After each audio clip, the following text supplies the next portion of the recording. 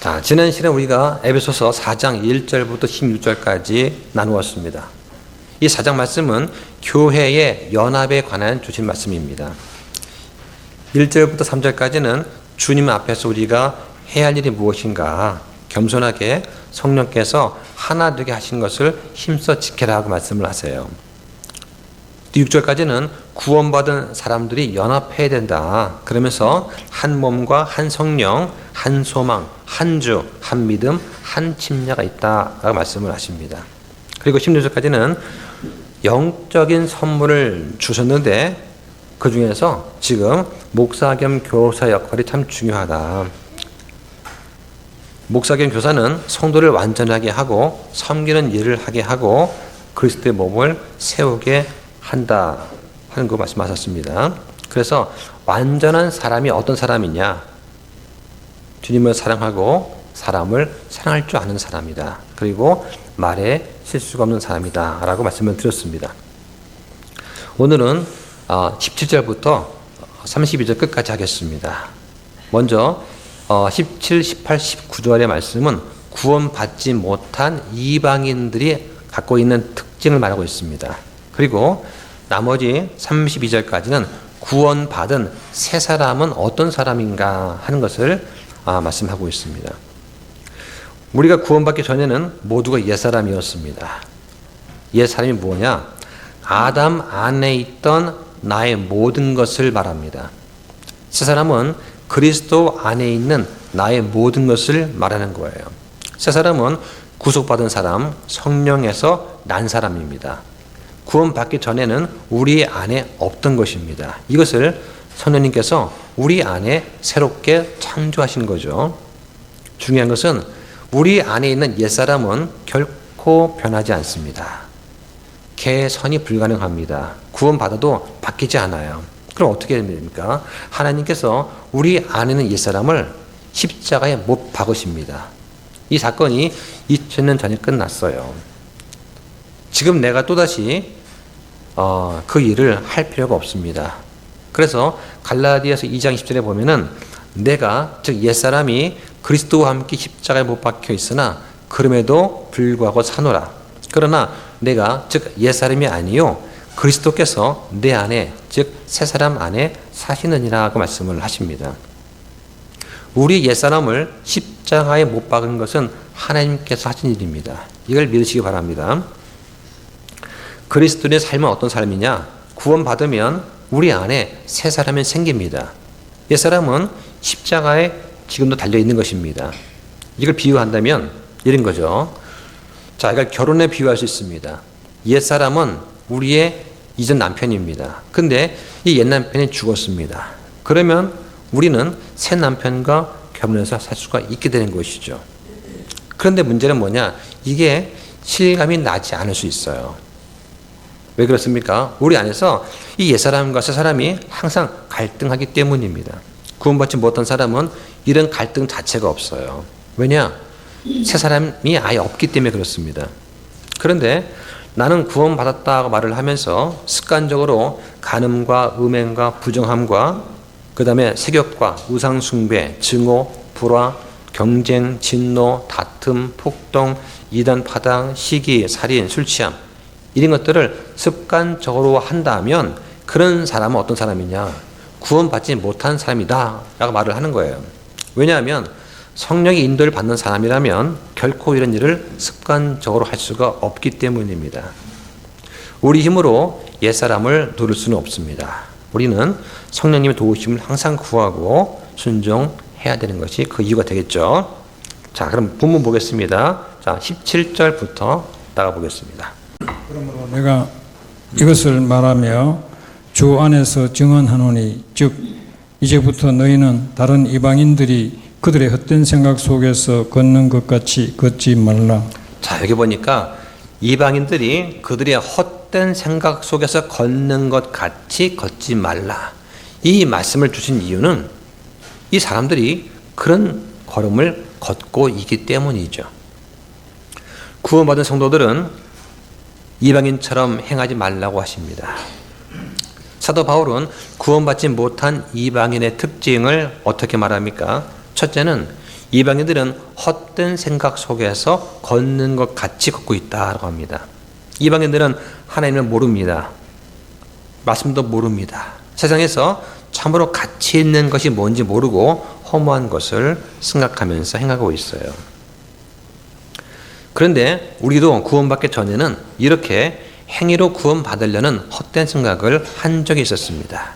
그리고 복음을 알고 나서 그런 생각을 다 버리고 예수님을 믿고 구원받았습니다. 그런데 구원받고 났는데 다시 헛된 생각에 빠진 사람들이 있다. 본문은 그렇게 말을 하는 거죠.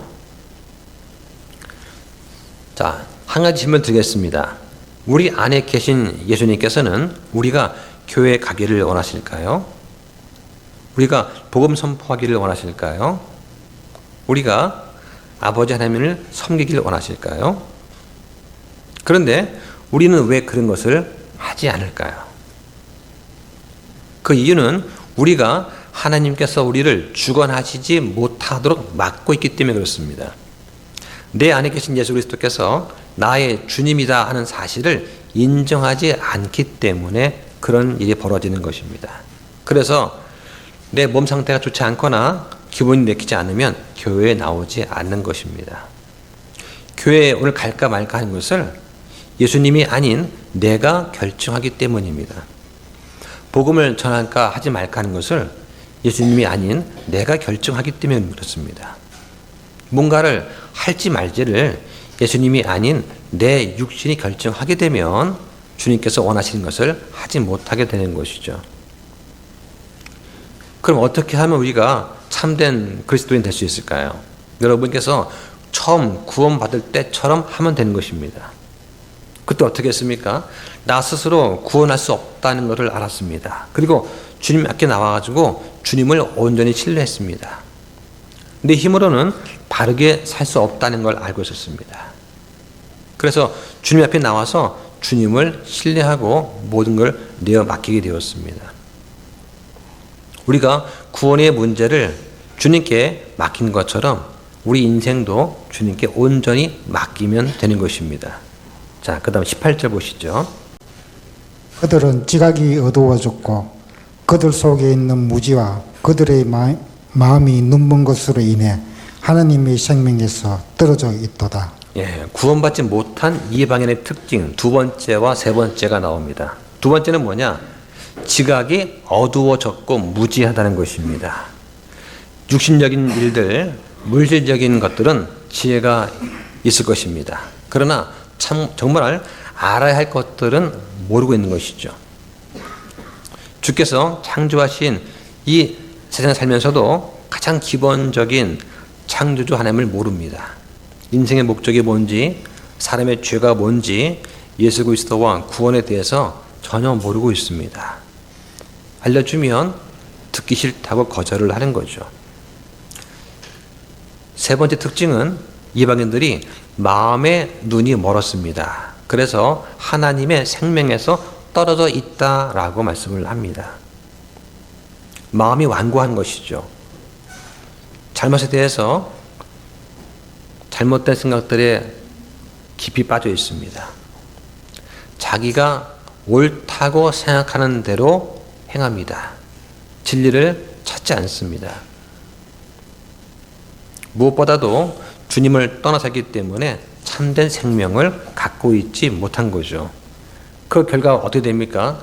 영원히 죽을 수밖에 없는 자들입니다. 이 사람들은 영생의 길을 알지 못하기 때문입니다. 그런데 이방인들도 종교심이 있습니다. 그래서 신을 경배합니다. 그런데 그들 경배하는 대상이 누구인지도 알지 못하고 알지 못하는 신한테 무지 상태에서 경배를 하는 거죠. 그 결과 무엇입니까? 여러 가지 토템이나 우상 같은 형상을 만들었습니다. 바람과 나무와 돌들을 우상화했습니다. 이 사람들은 종교적이었지만 그 종교 안에는 하나님께서 존재하지 않은 것이죠. 자, 19절 보시죠. 감각을 잃어 자기를 색욕에 내주며 탐욕을 내어 모든 부정한 것을 행하였으나 예, 구원받지 못한 이방인 특징 네 번째는 도덕적인 감각이 없습니다. 자기를 색욕에 내어줍니다. 탐욕을 내어서 부정한 것을 행합니다. 뭐 이거는 말씀 안 드려도 뭐 뉴스를 보면은 맨날 나오는 것이 이런 것이니까 아마 잘 아실 겁니다. 여기 나오는 모든 부정한 것, 이게 온갖 죄악들을 말하는 것입니다. 어제 뉴스를 보니까 로마 카톨릭 교회에서 아동 성학대가 심각하다. 뭐 이거는 오래전부터 했던 얘기예요. 이런 것들은 이방인들의 전형적인 모습입니다. 근데 한편으로는 구원받기 전에 우리의 모습이기도 할 수 있습니다. 전 세계에서 밤 9시 이후에 여성들이 혼자서 길을 걸어갈 수 있는 나라가 우리나라밖에 없다고 합니다. 그래서 대한민국은 가장 치안이 잘 되어 있는 그런 나라라고 하더라고요. 근데 이런 말들이 실감이 안 날 수가 있습니다. 우리는 이런 이방인들처럼 행하지 말아야 됩니다. 자, 20절 보겠습니다. 너희는 그리스도를 그렇게 배우지 아니하였느니라. 네. 우리가 처음 예수님의 그 복음을 들었을 때 예수님은 우리한테 이 모든 죄악된 것들로부터 떠나라고 명령하셨어요. 우리는 그분의 명령을 순종했습니다. 과거의 죄들을 회개했고 하나님께 돌아왔습니다. 우리는 이방인들의 그 죄악된 삶을 계속해서 살라고 배우지 않았습니다. 예수님께서는 우리를 변화시켜서 옛 생활을 다 벗어버리고 새로운 생활을 할 수 있도록 도와주십니다. 예수님은 여러분들이 죽으면 하늘나라에 가는 것으로 만족하지 않으세요. 주님께서는 여러분이 오늘부터 옛 생각과 욕망을 완전히 벗어버리기를 원하십니다. 자, 그 다음 21절 보시죠. 진리가 예수님 안에 있는 것 같이 너희가 그분의 말씀을 듣고 그분에게서 가르침을 받았거든. 네, 예수님께서는 진리 그 자체이십니다. 이 에베소 교인들은 예수님께 직접 듣지는 못했지만 사도를 통해서 그리스도에 대해 많이 들었습니다. 그리고 그 진리에 대해서 많은 가르침을 받았죠. 여기 21절 끝에 보면 가르침을 받았거든 하고 되어 있고 22절과 4절에는 받았으니 라고 되어 있습니다. 22절부터 4절까지는 예수 그리스도의 진리로 가르침 받은 내용을 말합니다. 그것은 모든 죄를 다 벗어버리고 새 사람이 되라는 구원의 초청의 말씀이에요. 22절 보시죠. 이전 행실에 관하여는 너희가 속이는 것으로 가득한 욕심들에 따라 부패한 옛사람을 벗어버릴 것을 가르침 받았으니. 네, 여기 보니까 행실 나옵니다. 여기 영어로 conversation이라고 되어 있습니다. conversation 그러면 현대 영어는 뭡니까? 대화죠. 근데 여기서 사용된 이 conversation이라는 말의 뜻은 행실로 지금 번역이 되어 있습니다. 그런데 이 똑같은 단어가 빌립보서 3장 20절에는 좀 다르게 번역이 되어 있죠. 한번 이거 찾아볼까요? 자, 빌립보서 3장 18절부터 20절까지 보시죠, 한번. 이는 내가 여러 번 너희에게 말한 적이 있고 지금도 심지어 눈물을 흘리며 너희에게 말하는 많은 자들 그들이 그리스도의 십자가의 원수로 걷고 있기 때문이라. 그들의 마지막은 파멸이며 그들의 하나님은 그들의 배요 그들의 영광은 그들의 수치스러운 일에 있고 그들은 땅의 일들을 생각하느니라. 우리의 생활 방식은 하늘에 있으며 또한 거기로부터 오실 구원자 주 예수 그리스도를 우리가 기다리고 있는데. 네, 여기 보니까 20절에 자, conversation이 생활 방식이라는 뜻으로 번역이 되어 있습니다. 네, 같은 단어입니다. 그래서 그리스도인들의 생활 방식과 그리스도의 십자가의 원수로서 생활 방식을 지금 비교하고 있습니다. 여기 보니까 그리스도의 십자가의 원수라고 되어 있습니다. 이게 누구냐? 말로는 그리스도를 따른다고 하면서 삶에는 복음의 능력이 없는 사람들입니다. 이 사람들 마음은 온갖 세상적인 것들을 가득 차 있죠. 사람의 욕심은 처음은 우리를 행복한 것으로 이끌 것처럼 보이지만 결국 우리를 불행으로 이끌기 때문에 속이는 것입니다. 요즘에 한참 그 문제가 되는 것이 무슨 코인, 주식을 통해 가지고 문제가 되고 있습니다. 뭐 국회의원이 이것 때문에 좀 난리가 났습니다. 주식을 할 때는, 코인을 할 때는 마치 내가 일확천금을 벌 것 같은 그런 달콤한 꿈에 젖어 있지만, 그런데 결국 우리를 어떡합니까? 불행으로 이끌게 됩니다. 또 우리나라는 지금 더 이상 마약의 청정국이 아니죠. 뉴스 보면 이게 한국이 맞나 싶을 정도로 아주 마약에 찌든 사람들이 거리를 활보하는 장면을 볼 수가 있습니다. 영화에 나오는 좀비 같더라고요, 진짜로. 그럴 줄 누가 알겠습니까? 옛사람은 구원받기 전에 내 모습이고 또 앞에서 말한 이방인들의 모습이라고 할 수 있습니다.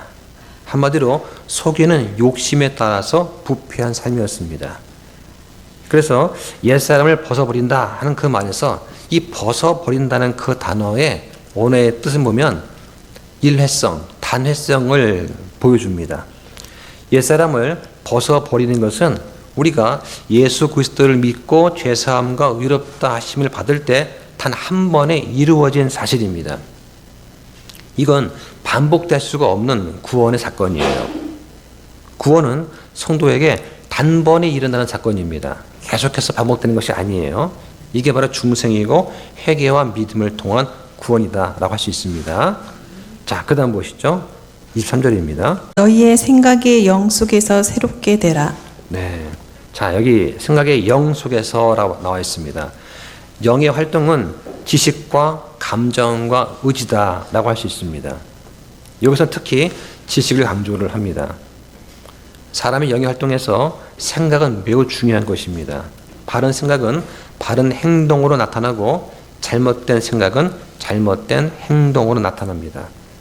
구원은 일차적으로 생각의 변화입니다. 우리가 구원받을 때 우리는 생각이 새롭게 됩니다. 여기서 새롭게 되라는 그 말은 벗어버리는 것과 달리 계속성을 나타냅니다. 벗어버리는 것은 단번에 끝나는 것이지만 새롭게 되는 것은 계속해서 이루어지는 것입니다. 우리 구원은 생각의 변화에서 시작이 되지만 이 변화는 한 번으로 끝나지 않고 계속적으로 이루어져서 성숙해 가는 것이죠. 그런 의미에서 성화는 깨달음을 통한 성숙하는 과정입니다. 깨달음을 통해서 구원받는 것이 아닙니다. 이걸 잘 들으셔야 됩니다. 영적인 깨달음을 통해서 구원받는다. 그러면 그건 영지주의가 되는 거예요. 그건 이단입니다. 성경은 우리가 구원받은 후에 생각의 변화를 통해서 계속해서 성장하라고 말씀을 하는 것입니다. 내가 죄인이다 하는 것을 깨닫는 것은 성령님의 역사입니다. 구원받은 사람들은 모두가 마음속에서 일하시는 이 성령님의 역사를 받아들인 그런 사람들이죠. 내가 하나님을 아는 것, 또 내가 나의 부족함을 아는 것, 또 예수님의 은혜를 깨닫는 것, 이러한 생각들은 시간이 지나면 지날수록 우리를 더 성숙하게 만듭니다. 그래서 이 생각의 성숙은 평생 계속이 되는 것입니다.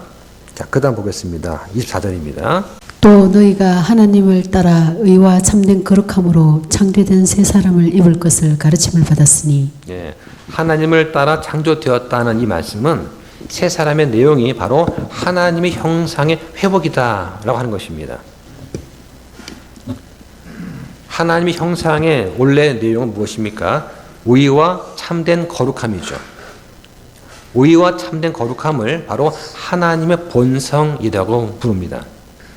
그러니까 구원은 범죄함을 통해서 잃어버렸던 그 하나님의 형상, 그 본성을 회복하는 것입니다. 여기서 입었다는 것은 입을 것, 입는다는 그 말뜻은 이것도 벗는 것과 마찬가지로 단회성입니다. 한 번에 끝나는 거예요.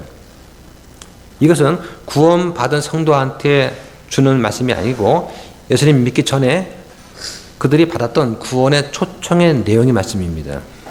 회개하고 예수님을 믿으라고 하는 초청은 옛사람을 벗어버리고 새사람을 입으라고 하는 것입니다. 다시 말하면 옛사람의 상태에서 새사람의 상태로 옮겨지는 것, 이것을 구원이라고 할 수 있어요. 이것은 점진적인 것이 아니고 단번에 이루어지는 것입니다. 우리는 하나님의 은혜로 예수 그리스도를 믿음으로 그분의 십자가 대속 사역으로 이루신 그 의로 옷을 입었고 죄사함과 위롭다 하심을 얻은 것입니다. 이게 칭의입니다. 이 칭의가 성화로 나아가는 것이죠. 자, 25절 보겠습니다. 그러므로 거짓말을 버리고 각 사람이 자기 이웃과 더불어 진리를 말하라. 우리는 서로 지체들이니라. 네, 그러므로 이 말은 예수 그리스도의 복음을 우리가 배우고 믿어서 구원을 받아서 새 사람을 입었으므로 라는 뜻입니다. 여기 25절 말씀은 우리가 서로 지체가 되기 때문에 거짓말을 버리고 서로 진리를 말하라고 말씀합니다. 세상에는 거짓말로 물질적인 이익을 취하는 사람들이 많습니다. 네. 그래서 어디 그 방송에 보니까 그 수산시장에서 그 물고기의 무게를 더 나가게 하려고 물고기 뱃속에다 돌을 넣더라고요. 그래서 그 이상한 것보다 물고기 몇 마리 안 되는데 무거운 거예요. 그래서 그거를 잡아서 배를 갈라봤더니 위장 속에 그 조약돌 같은 게 막 들어있다고 하더라고요. 예. 이렇게 해서 무게의 저울추를 속이는 것이죠. 예수 믿고 구원받았다고 하면서 거짓말하는 사람도 있습니다. 교회 출석하면서 인맥을 통해서 뭐 중고 자동차 계약을 한다든가 뭐 이런 사람 많습니다. 그런데 솔직하게 하면 참 다행인데 여기서 이 말하고 저기서 다른 말 하는 그런 사람도 있습니다. 거짓말 하는데 양심에 거리낌이 없는 그런 사람도 있어요. 거짓말은 나쁜 악입니다. 모든 거짓의 근원은 마귀라고 성경은 말합니다. 예수님께서 이 마귀를 거짓의 아비라고 표현하셨습니다. 이 마귀는 에덴 동산에서 이브를 속였죠. 거짓과 속임은 마귀의 본성입니다. 마귀는 거짓으로 가득한 자죠. 세상은 이렇게 마귀의 손 아래에 있기 때문에 세상이 거짓으로 가득한 것입니다. 근데 하나님은 마지막 날에 이 거짓말하는 자들을 반드시 철저히 엄중하게 심판하신다고 말씀을 합니다. 한번 찾아볼까요? 계시록 21장 8절을 보시죠. 그러나 두려워하는 자들과 믿지 않는 자들과 가증한 자들과 살인자들과 음행을 일삼는 자들과 마법사들과 우상 숭배자들과 모든 거짓말쟁이들은 불과 유황으로 타는 호수에서 자기 몫을 받으리니 이것이 둘째 사망이니라 하시니라. 네, 모든 거짓말 장애들은 불과 유황으로 타는 호수에서 자기 몫을 받는다라고 하세요. 구원받은 성도한테 있어서 거짓말은 지극히 합당하지 않습니다. 우리는 선의의 거짓말도 삼가야 합니다. 자, 그 다음 26절과 7절 보시겠습니다. 너희는 화를 내도 죄는 짓지 말며 해가 지도록 진노하지 말고 마귀에게 틈을 주지 말라. 네, 자, 이 말씀은 우리가 잘 알면서도 잘 지키지 못하는 그런 말씀입니다. 특히 어느 때 그렇습니까? 이게 부부생활 하다 보면은 화를 내도 죄는 짓지 말아야 되는데 해가 지도록 진노하지 말아야 되는데 하루를 넘길 때가 많이 있죠. 그렇게 되면은 결국 마귀한테 틈을 주게 된다고 성경은 말합니다. 우리가 분을 낼 때 죄를 짓지 않도록 조심해야 됩니다. 사람이 정당하게 분을 낼 때가 있습니다. 예수님께서도 이스라엘 백성들이 타락을 해서 성전에 바칠 희생물로 이익을 취하는 걸 보시고 노하셔서 그 성전 안에서 사업하는 자들을 내쫓았습니다. 돈 바꾸는 자들의 탁자와 비둘기 파는 그런 자들의 의자를 뒤집어 보셨죠. 우리는 세상의 불의한 일에 대해서 분노할 줄 알아야 됩니다. 부모는 자녀의 잘못된 행위에 대해서 노하고 엄히 책망할 줄도 있어야 됩니다. 하지만 우리는 쉽게 화를 내지 말아야 됩니다. 어느 날 제 아들이 전화를 했어요. 이 말씀을 가지고 이제 질문을 하는 겁니다. 쉽게 화를 내지 말아야 된다면서요. 무슨 말 하는지 저는 감을 잡았죠. 사람은 화를 낼 때 그 말과 행동에 실수하기가 쉽습니다. 과격하고 미워하는 말, 욕설과 성급한 판단, 정죄하고 싸우고 하는 그런 잘못을 범할 수가 있죠. 화를 내도 그 해가 지도록 품고 있지 말라고 하세요. 상대가 잘못을 깨닫지 못하고 있고 사과하지도 않고 있고 고치려고 하지 않는다 하더라도 우리는 그 일을 주님께 맡겨야 됩니다. 그리고 더 생각하지 말아야 됩니다. 내 안에 품어봐야 나만 고통스럽죠. 성경은 원수 갚는 일이 하나님께 있다고 말씀을 하십니다. 근데 문제는 그 대상이 내가 사랑하는 사람이라면 쉽게 포기할 수가 없는 거예요. 자꾸 이제 얘기도 하게 되죠. 근데 그렇게 나와 깊은 관계가 아닌 가족이 아니라면 화를 내릴 때 주님께 맡기는 게 좋습니다. 왜냐하면 분노의 감정은 마귀한테 틈을 주게 되는 것입니다. 우리는 죄는 미워하지만 죄인은 불쌍히 여길 줄 알아야 됩니다.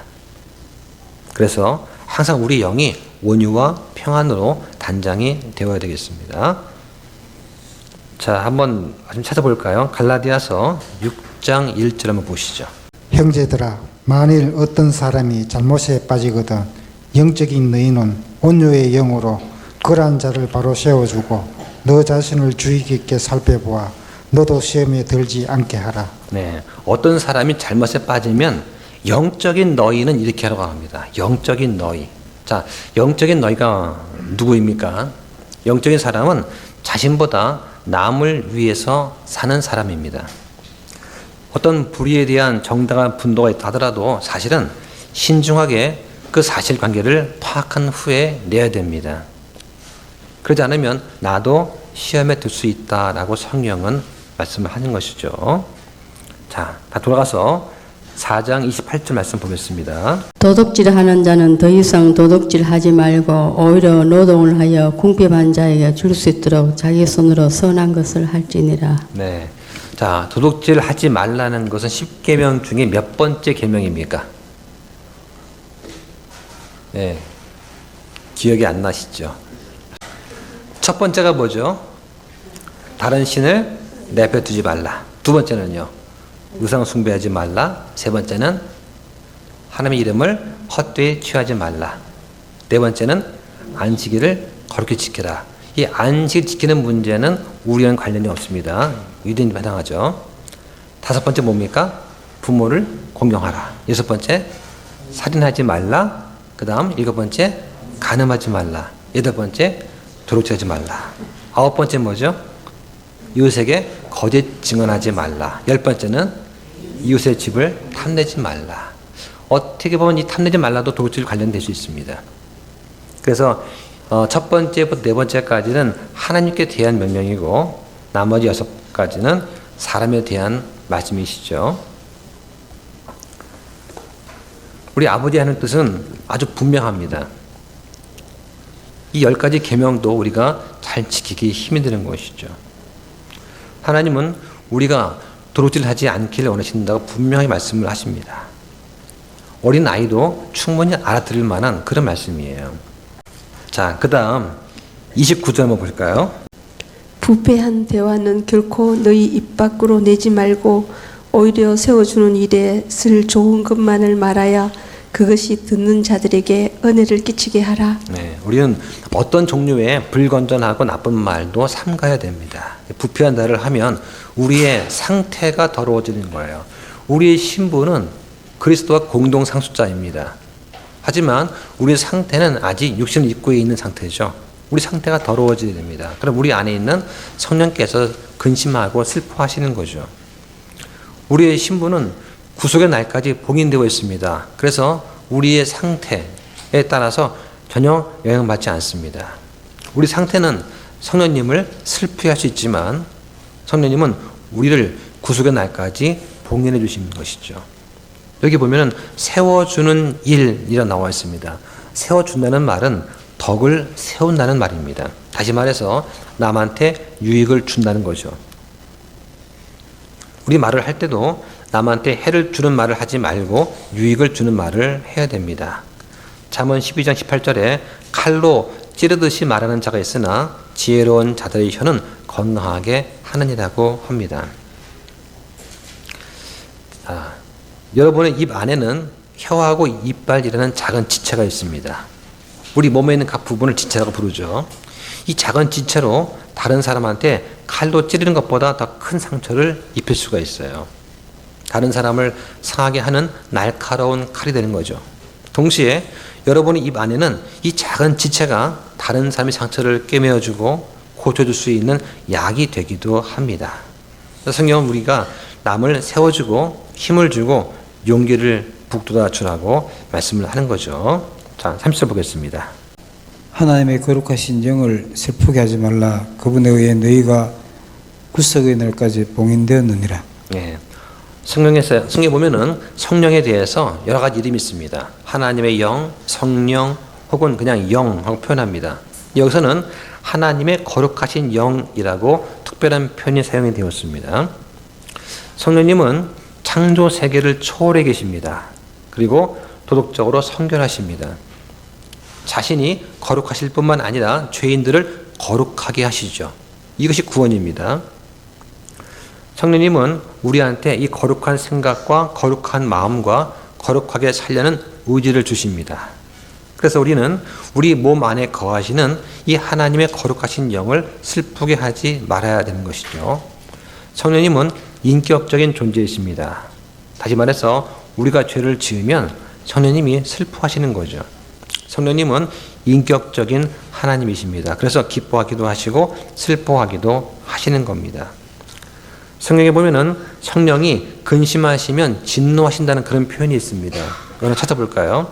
이사야 63장 9절과 10절 한번 보시죠. 그들의 모든 고난 속에서 친히 고난당하시고 자기 얼굴 앞에 있는 천사가 그들을 구원하게 하시며 친히 사랑하고 동정하사 그들을 구속하시며 옛적의 모든 날에 그들을 안고 다니고 업고 다니셨느니라.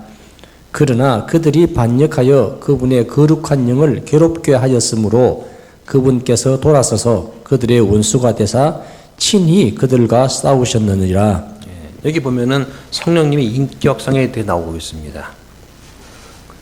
옛적에 하나님께서 백성들을 안고 다니고 업고 다니셨습니다. 그래서 왜 그 엽서 같은 데 보면 옛날에 그런 카드가 있지 않습니까? 모래 위에 발자국이 이제 찍혀져 있는데 거기에 발자국이 4개가 있는 거예요.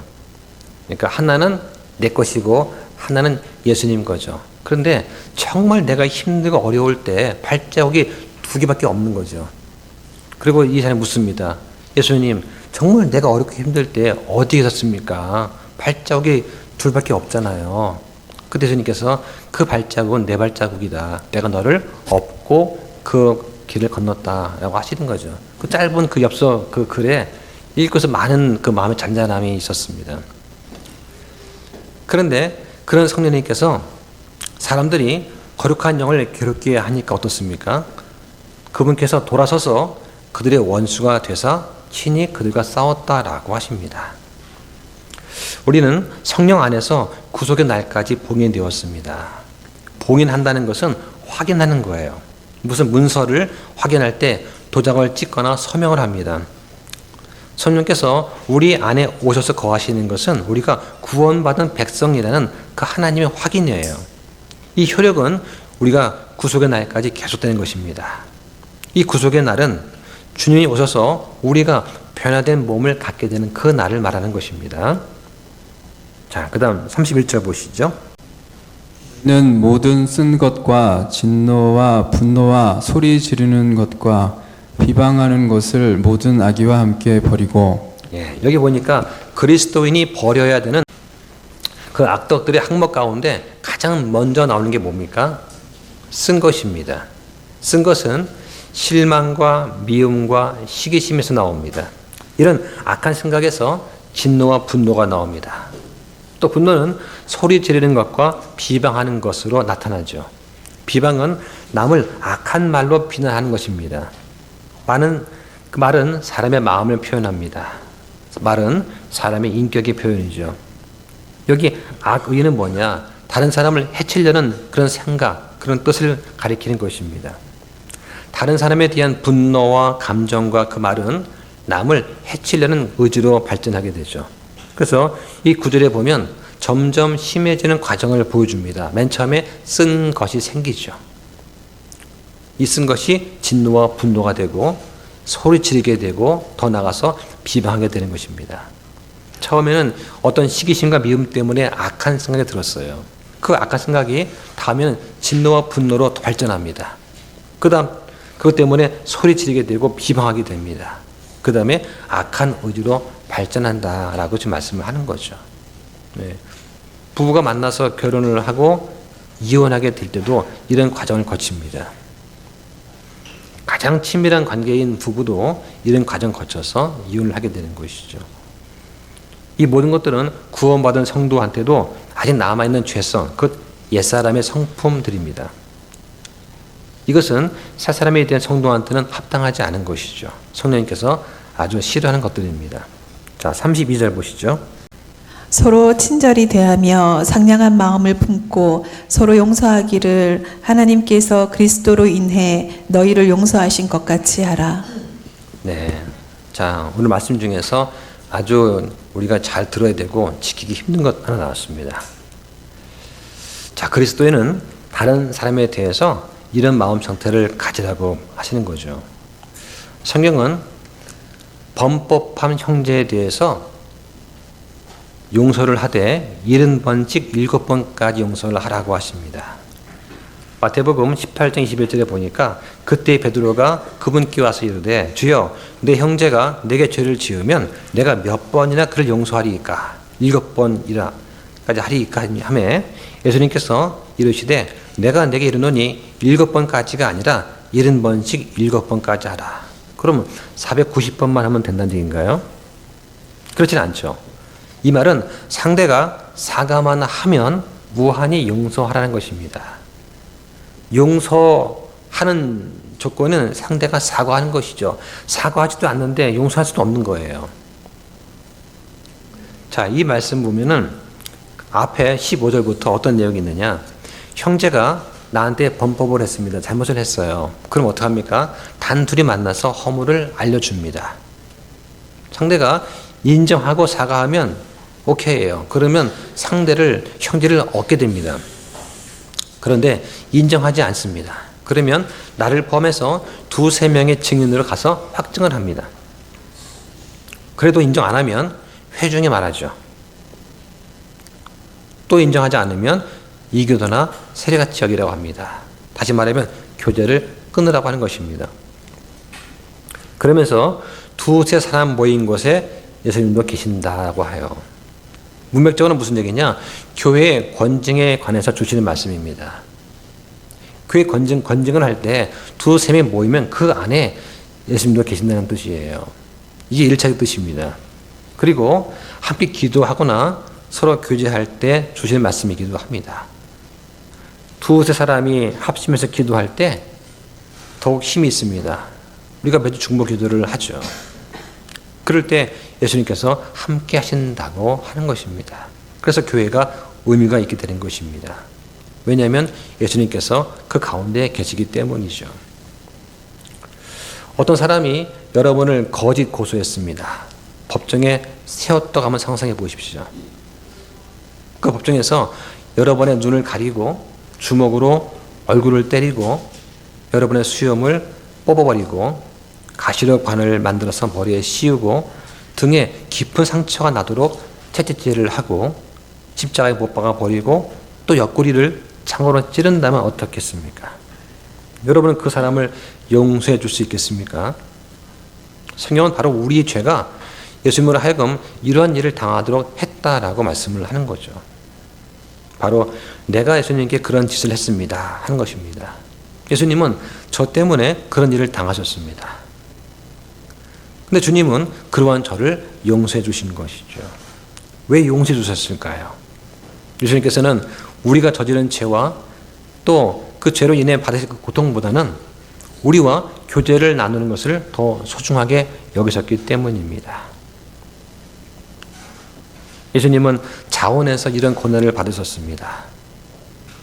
그리고 우리를 계속 사랑해 주십니다. 어떤 분은 이렇게 말할 수 있습니다. 그게 아니라 목사님은 저 형제가 나한테 어떻게 했는지 몰라서 그런 말 하시는 거예요. 저 자매가 나한테 어떻게 했는지 아마 상상도 못하실 거리요. 이렇게 말할 수 있습니다. 저는 모르지만 우리가 예수님께 무슨 짓을 했는지는 알고 있습니다. 예수님도 우리를 용서하셨다는 사실도 알고 있는 것이죠. 성경에 뭐라고 말씀합니까? 성경은 그들이 너희를 용서한 것처럼 너희도 서로 용서하라고 하지 않으셨습니다. 성경은 서로 용서하기를 하나님께서 그리스도로 인해서 너희를 용서하신 것 같이 하라고 말씀을 하신 거죠. 요한복음 13장에 보면 예수님께서 사랑하라는 그 말씀을 주시면서 수건을 허리에 두르시고 대야에 물을 담아서 제자의 발을 씻기는 장면이 나옵니다. 그래서 요한복음 13장 14절에 보니까 그런즉 너희 주와 선생인 내가 너희 발을 씻어 주었으니 너희도 서로 발을 씻겨주는 것이 마땅하니라고 하시는 거죠. 우리는 하나님께서 그리스도 안에서 우리를 용서하신 것 같이 서로 용서를 해야 됩니다. 오늘 이 말씀은 믿지 않는 사람에게 주신 말씀이 아닙니다. 옛사람은 이해할 수도 없고 순종할 수 없는 말씀입니다. 오직 예수님을 믿어서 새 사람을 입은 우리한테 주시는 그런 말씀이에요. 그래서 성도다운 삶이 어떤 삶인가, 무엇이 거룩한 것인가, 성경은 오늘 말씀을 통해서 분명히 말씀하고 계십니다. 우리가 이 말씀에 순종하기를 주님 이름으로 축원합니다. 기도 마치겠습니다.